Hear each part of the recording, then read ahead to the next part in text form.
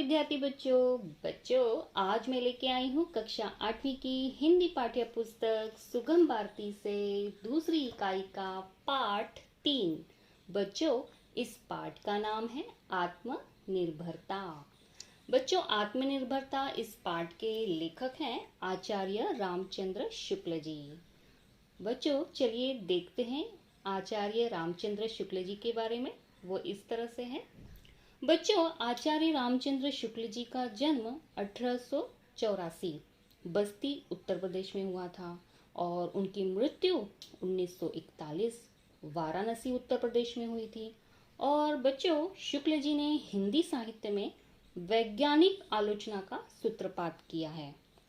बच्चों, शुक्ल जी ने मौलिक और श्रेष्ठ निबंधकार के रूप में भी वे बहुत प्रसिद्ध रहे हैं और उन्होंने व्याकरण की दृष्टि से पूर्ण निर्दोष भाषा उनकी विशेषता रही है। बच्चों, इनकी कुछ प्रमुख कृतियां हैं, वो इस तरह से हैं कि विचार विधि, चिंतामणि भाग 1, 2, 3, ये इनके निबंध संग्रह, रस मीमांसा, त्रिवेणी, सूरदास आलोचना है और जायसी ग्रंथावली और तुलसी ग्रंथावली संपादन किया है आदि। तो चलिए बच्चों, इस पाठ की प्रस्तावना को देख लेते हैं कि शुक्ल जी यहाँ पर क्या कहना चाहते हैं। बच्चों, ये पाठ आत्मनिर्भरता एक निबंध है और प्रस्तुत निबंध में आचार्य रामचंद्र शुक्ल जी ने विनम्रता, आत्मनिर्भरता और बड़ों का सम्मान और छोटों को स्नेह देने जैसे अनेक गुणों का वर्णन किया है।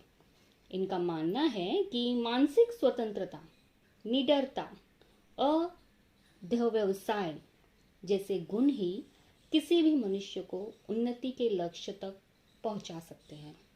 बच्चों, चलिए इस पाठ के सारांश की ओर चलते हैं। वो इस तरह से है। आत्मनिर्भरता इस पाठ का नाम है। तो बच्चों, आत्मनिर्भरता यानी सेल्फ डिपेंड, यानी खुद पर निर्भर रहना, उसे आत्मनिर्भरता कहते हैं।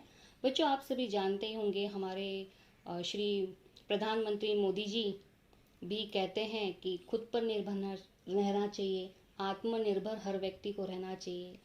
ये सब आप सभी जानते हैं। तो चलिए इसके बारे में आज थोड़ा और जान लेते हैं कि आत्मनिर्भरता किसे कहा जाता है। ठीक है बच्चों, ये बात तो निश्चित है ही कि जो मनुष्य मर्यादा पूर्वक जीवन व्यतीत करना चाहता है तो उसके लिए वह गुण अनिवार्य है।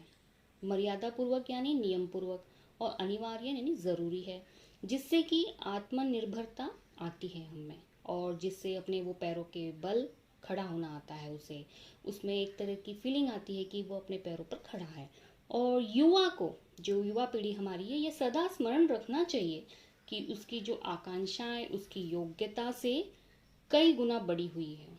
तो उसे इस बात का ध्यान रखना ही चाहिए कि वो अपने से बड़ों का हमेशा सम्मान करे और छोटों और बराबर वालों से कोमलता का व्यवहार करें। ये बातें आत्म मर्यादा के लिए बच्चों बहुत ज़रूरी है, आवश्यक है। बच्चों, यहाँ पर शुक्ल जी बताते हैं कि हमें क्या करना चाहिए।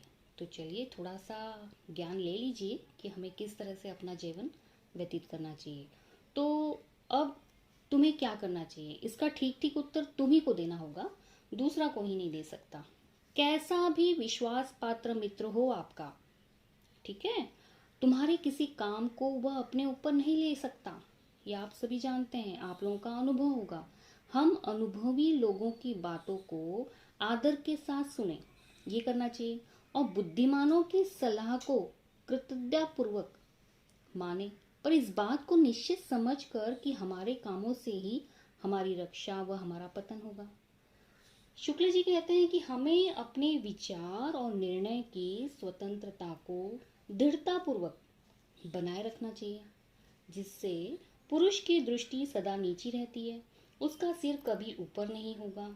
और नीचे दृष्टि रखने से यद्यपि रास्ते पर रहेंगे, पर इस बात को न देखेंगे कि यह रास्ता कहाँ ले जाता है। बच्चों, यहाँ पर शुक्ल जी कहते हैं कि अपने व्यवहार में कोमल रहो और अपने उद्देश्यों को उच्च रखो हमेशा। इस प्रकार नम्र और उच्चाशय दोनों बनो। अपने मन को कभी मरा हुआ न रखो। जितना ही जो मनुष्य अपना लक्ष्य ऊपर रखता है, उतना ही उसका तीर ऊपर जाता है।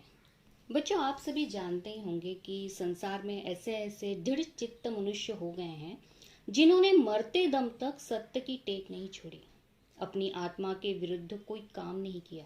जैसे कि यहाँ पर उदाहरण स्वरूप बताती हूँ कि राजा हरिश्चंद्र पर इतनी इतनी विपत्तियां आई पर उन्होंने अपना सत्य नहीं छोड़ा। उनकी प्रतिज्ञा यही रही हमेशा, वो यह है कि चांद टरे सूरज टरे, टरे जगत व्यवहार, पे ढूढ़ श्री हरिश्चंद्र को, टरे न सत्य विचार। बच्चों, ये था हमारे राजा हरिश्चंद्र की कथा से संबंधित वाक्य, ये प्रतिज्ञा थी उनकी। और चलिए दूसरा उदाहरण देख लेते हैं। वो इस तरह से है, महाराणा प्रताप जंगल जंगल मारे मारे फिरते थे, अपनी पत्नी और बच्चों को भूख से तड़पते देखते थे, परंतु उन्होंने उन लोगों की बात न मानी जिन्होंने उन्हें अधीनतापूर्वक जीते रहने की सम्मति दी।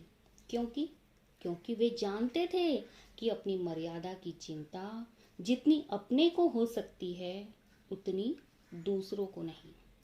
तो बच्चों, यहाँ पर शुक्ल जी कहते हैं कि हमेशा मैं निश्चय पूर्वक कहता हूँ कि जो युवा पुरुष सब बातों में दूसरों का सहारा चाहते हैं, जो सदा एक न एक नया अंगुआ ढूंढा करते हैं, सहारा ढूंढा करते हैं और उनके अनुयायी बना करते हैं, वे आत्म संस्कार के कार्य में उन्नति नहीं कर सकते। बच्चों, उन्हें स्वयं विचार करना, अपनी सम्मति आप स्थिर करना, दूसरों की उचित बातों का मूल्य समझते हुए भी उनका अंधभक्त न होना सीखना चाहिए।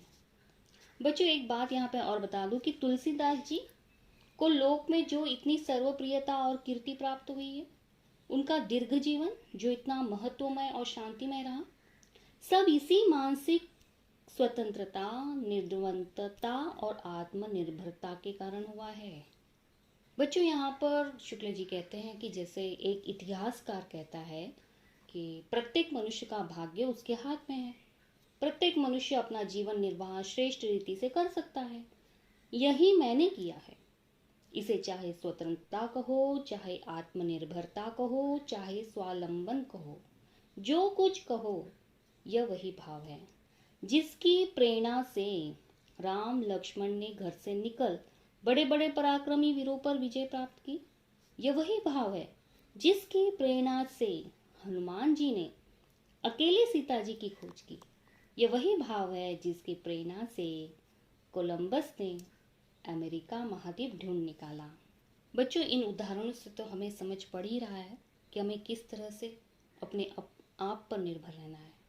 तो इसलिए यहाँ शुक्ल जी कहते हैं कि इसी चित्त वृत्ति की दृढ़ता के सहारे दरिद्र लोग दरिद्रता और अनपढ़ लोग अज्ञता से निकलकर उन्नत हुए, तथा उद्योगी और अध्यवसायी लोगों ने अपनी समृद्धि का मार्ग भी निकाल लिया। और इसी चित्त वृत्ति के आलंबन से पुरुष सिंहों में यह कहने की क्षमता आई हुई है कि मैं राह ढूंढूंगा या राह निकालूंगा। यही चित्त वृत्ति थी जिसकी उत्तेजना से शिवाजी महाराज ने थोड़े वीर मराठा सिपाहियों को लेकर औरंगजेब की बड़ी भारी सेना पर छापा मारा और उसे तितर बितर कर दिया। ये सब आप सभी जानते होंगे शिवाजी महाराज के बारे में। तो बच्चों, यही चित्तवृत्ति थी जिसके सहारे एकलव्य के बारे में भी जानते होंगे आप। एकलव्य बिना किसी गुरु या संगी साथी के जंगल के बीच निशाने पर तीर चलाता रहा और अंत में एक बड़ा धनुधर हुआ। समझ गए बच्चों? इस तरह से इन उदाहरणों से हमें हमेशा ये प्रेरणा मिलती है कि किस तरह से हमें प्रयास करना चाहिए। बच्चों, यही चित्तवृत्ति है जो मनुष्य को सामान्य जनों से उच्च बनाती है, उसके जीवन को सार्थक और उद्देश्यपूर्ण करती है तथा उसे उत्तम संस्कारों को ग्रहण करने योग्य बनाती है।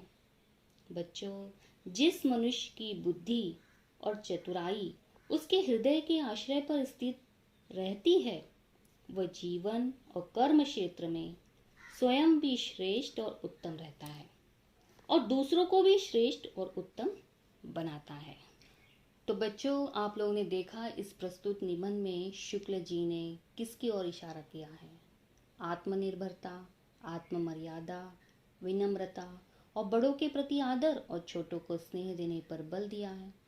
दूसरा, वे ये भी कहते हैं कि उद्यमशीलता, स्वावलंबन और विचारों की दृढ़ता, निर्भयता और मानसिक स्वतंत्रता आदि गुणों के द्वारा मनुष्य उन्नति के शिखर पर हमेशा पहुंच सकता है। तो बच्चों, हमें भी हमेशा इसी सारी बातों का ध्यान अपने जीवन में रखना चाहिए ताकि हम आगे सफलता की सीढ़ी को चढ़ सकें।